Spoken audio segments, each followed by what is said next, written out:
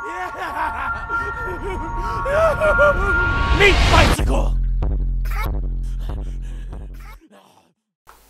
Hello everybody, welcome back to some more Battleborn coverage. So today we're going to be continuing our closer look and our overviews on the characters that we know so far within Battleborn. So I'm back on battleborn.com here if you guys want to come here and just try out the characters and have a look at them yourselves. You are welcome to do so. So yeah, we've already covered Caldarius and Oscar Mike, and today it is time to have a look at the first of the Eldrids that we've come across, called Thorn. So we'll go ahead and click on her and take a closer look. So here she is. Thorn is from the Eldrid clan. Eldrids are observers and preservers of nature and the natural order of the universe, whether that be to survive or to surrender to the will of nature and become extinct. So these guys are pretty much dedicated to preserving the planet, and they will do that by any means, whether that means wiping their own species out to do it. So yeah, a bit of a bio here. Now, wow, is this a real name? Teshka Elisimorn, nicknamed Thorn for her short temper, was the last elfin child of her homeworld before it was darkened by the Varel Sea. Thorn ranges the jungle wilds of Ekunar and beyond with her bow, Kreshek, and her battle-honed skill with advanced Eldrid magic. So, she's a nature lover. She's got a bit of magic in there, and her main attack is her bow and arrow, as you can see. She looks a bit of a badass, really. Very slim and slender as well. So, yeah, she is the nature girl. So, yeah, stats. Now, if you look at the stats, there's 5 available bars in all. Her power is only at 1, so she is not powerful at all. So we're probably going to have to go down here and a Helix Tree and try and make up for that a little bit. But her health, range and speed are absolutely maxed out. So she's very, very survivable with her health. She can attack from very long distances as well, and she's very quick. So a very interesting character for sure. So let's have a look at her abilities. 6 abilities in all, like with every character.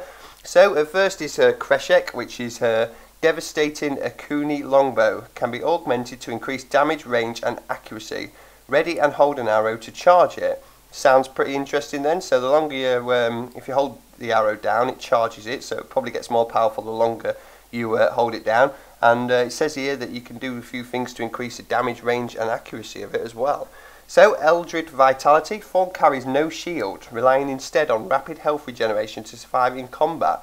That is quite an interesting one, really. So you haven't got a shield on her at all, but it sounds like her health regen is just absolutely mad. So that sounds quite interesting. Volley. Fires a horizontal swath of 5 arrows, each dealing 42 to 56 damage. Volley arrows ricochet off of world terrain. Very interesting, that one then. So yeah, she sounds a bit like not a sniper kind of character, but definitely a long range kind of character. And this skill actually means that instead of 1 arrow, you can fire 5 at a time. So that's definitely increases spread. So you probably don't have to be as accurate, and you can probably take out multiple enemies at once. Also, if there's massive bosses and things like that as well, that sounds pretty handy. That you can just hit all 5 of your arrows into a boss for better damage. And yeah, they also ricochet off of the world terrain as well. So if you fire down at the floor and miss an enemy towards the floor, it can actually bounce up and back off and a chance to hit someone else. So that sounds pretty handy. Blight summons a field of corruption for 6 seconds. Enemies caught within this field take 32 to 42 damage every 0.5 seconds. Again, very interesting there as well. So you can actually, if you've got a couple of enemies or close together, you can summon this field of corruption, get them caught in it, and they will take damage over time. So yeah, 32 to 42 damage every 0.5 seconds. That means they're going to take a lot of damage, definitely. So that sounds pretty good actually. So next we've got Wrath of the Wild. After a brief charging period, hurls a massive energy bomb that explodes for up to 525 to 750 damage and knocks enemies backwards. So that sounds pretty awesome. That is massive damage as well. I wonder how long the brief charging period is, but the energy bomb, 750 damage would be mad. That's the highest attack damage I've seen in the ability so far. And lastly, Nature's Judgment. Enemies hit with a charged arrow are cursed for 8 seconds. Skills and charged arrows deal 35% additional damage to cursed targets. Okay, so we've got the abilities. Now time to look into the skill tree. So tier 1 is Swampfoot. Enemies damaged by blight are slowed for a short time. So that's the field of corruption. That seems pretty good really as well, because if you can get this field of corruption down, not only will they take damage, but they could also run out of the field. So if you could slow them down, that makes sure it keeps them in the field. Or piercing volley. Volley arrows can go through multiple targets. I'd probably go with the increase in the volley arrows, because their power skill is so low. That sounds like yeah, you can get it up a bit more powerful, so we'd probably go for that one. Cursed Earth. When Thorn is touching Blight's field, all of her arrows become cursed. That sounds pretty good really. So when you've got that field of corruption down, if you step in it, you can actually make her arrows cursed. And of course Nature's Judgment, enemies hit with a charged arrow are cursed as well. Skills and charged arrows deal 35% additional damage to cursed targets. So if you can get enemies down and yeah, use Nature's Judgment. If you don't get any that are cursed, you can put a field of corruption down, step in it, and then curse more enemies by firing your arrows. So that sounds pretty good. Fell Wind. Thorn receives a short speed boost when touching Blight's field. So more movement speed. So you either curse your arrows, or you can get movement speed up by using Blight. I'd probably go for Cursed Earth on that one. Again, it just sounds like another way to get a bit more powerful really. We don't need more movement speed. She is pretty quick already, as you can see with speed there. So I'd go for that one, definitely. Tier 3, Draw Strength. Arrows penetrate multiple targets. Sounds a bit like Boar, that from Borderlands 2 actually, so that's pretty good. Burst Propulsion. In addition to dealing damage, Thorn's melee attack now propels her backwards. Can be used once every 2 seconds. So yeah, I suppose that kind of keeps you out of harm's way really. You can go up melee someone and it'll shoot you backwards, so they can't attack you. So that kind of protects you a bit in melee, which sounds pretty good. Again though, I'd probably go for Draw Strength. More power, get a power up. It's definitely sounds better. You can sit back with a bow and just shoot someone, and it has a chance to go through them and also hit someone else. That sounds, yeah, that sounds like the one I'd choose. Kreshkek's Judgment. Volley arrows curse targets on hit. So volley is obviously the horizontal swath of 5 arrows. So you can actually curse targets. So that's more of a curse chance with more arrows. That sounds pretty good. Or knockout. Volley shoots 2 additional arrows in a wider arc. So instead of 5 arrows, you can actually get 7 arrows. Wow, that's really increasing the spread of the actual fire. So I'd probably go for knockout on that one as well. Get 7 arrows going. But the guaranteed volley, guaranteed curse sounds pretty good on 5 arrows. I'd still probably go for a knockout though, just to get the 7 arrows there. That's definitely just a base power increase in a way as well, because there's more chance to hit a target with 2 extra arrows. Hextension is increased curse duration on enemies, so you get an extra 4 seconds of curse. Or Hexanguination. Curse, what is it with Gearbox and huge hard to pronounce words? Hexanguination. Curse status deals Curse status deals additional bleed damage to afflicted enemies. So that's 12 damage per second. So you can either increase the duration of curse or increase the damage over time. Sorry, damage per second. I'd probably go for Hextension on that one. Just guaranteed extendable curse. Means you can take more enemies out and do more damage while they're cursed for a bit longer. So yeah, Hextension on that one, plus it's easier to pronounce, so we'd definitely probably go for that one. Brutal Blight. Blight's area of effect damage is increased. Or Swift Volley. Volley's cooldown time is reduced. So Volley is the 5 arrow one.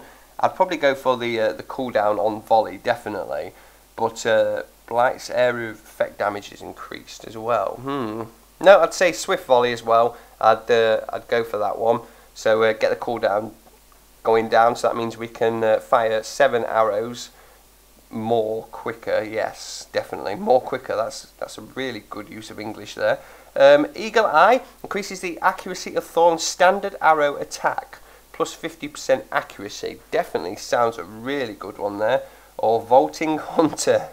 Yeah, a bit of a Borderlands reference there. Increases the height of Thorn's jump, so you can either jump higher or be more accurate. I'm not quite sure why you would want to jump higher yet until I play the game, but for now I'd definitely say Eagle Eye is the one I'd go for there. Okay, Enduring Blight increases Blight's effective duration plus 6 seconds. So Blight, that field of corruption, will last for 6 seconds longer. Or Distance Blight. Blight can be summoned at greater distances. So you've got a 100% quicker casting range. Again, that's a pretty interesting one really. So the effective duration is 6 seconds longer, or you can summon it from a longer range, so you can really sit back from a long distance, hitting them away with arrows, and then suddenly go, yep, them guys right over there. Let's call in the Field of Corruption. My personal choice, it would probably be the duration though. Get them damage for longer, get that, yeah, definitely get that field going for 6 seconds anyway, so you can get that going for 12 seconds. I'd definitely go for that one myself. Okay, tier 9 Archer's Boon. When volley deals health damage to an enemy, a proportion of Thorn's health is restored, so it's lifesteal 30%. So yeah, that sounds pretty good as well. When volley deals health damage to an enemy, yes, or Kreshkek's Rage, increase volley arrow damage. That's base damage 15%, or your lifesteal. So I'd go for Kreshkek's Rage on that one again. Let's get that base damage going up.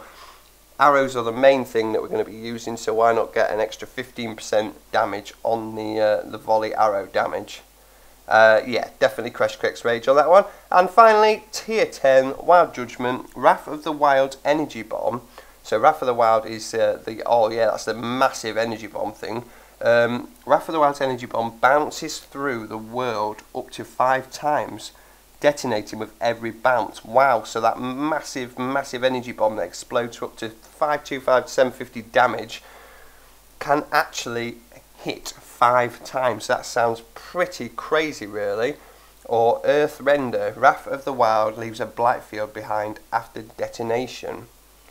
Ah, interesting. So you can either have Wrath of the Wild hit 5 times, or the blight field as well, so you can hit these people with an energy bomb, knock them backwards, massive damage, and then if they're not dead, the blight field will come and give them 32 to 42 damage every half second.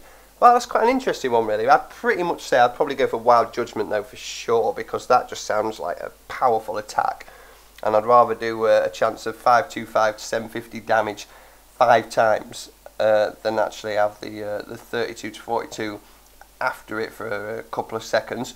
It's interesting to see though whether that energy bomb actually targets enemies, or I've got to target them as well. You know what I mean? So it bounces through the world. Will it come back and just detonate randomly anywhere, or will it actually yeah, will it actually, what am I trying to say? Yeah, that's an interesting one really. I'm not quite sure on that one until I actually see it in action. Just wondering if it'll actually target enemies or not. But there you go, we'll say Wild Judgment for now. But yeah, anyway, that is Thorn anyway, the overview of the character, bio, abilities and Helix Skill Tree. So I actually, be honest with this one, when I first saw her, I actually thought, oh, I don't know if I want to play as this kind of character. I don't think I'll leave that for now. But looking through especially her abilities and just the Helix Tree and her actual upgrades, I'm tempted to actually give it a go as well, really. I'll be playing all the characters anyway, but this one's grown on me a lot, Thorn, definitely, for sure. It's not my playstyle normally, but definitely like the sound of the volley ability more than anything. But that Wrath of the Wild sounds mad as well. So it'd be a pretty interesting character to see. I can see a lot of people playing as Thorn, to be honest. But there you go anyway, guys. That is another character overview. I hope you enjoyed. Let me know in the comments what you think of this character, and if you disagree with any of the skills I've picked, if you would do anything differently and all that kind of thing. So yeah, thanks for watching everyone, and I'll see you guys in the next video.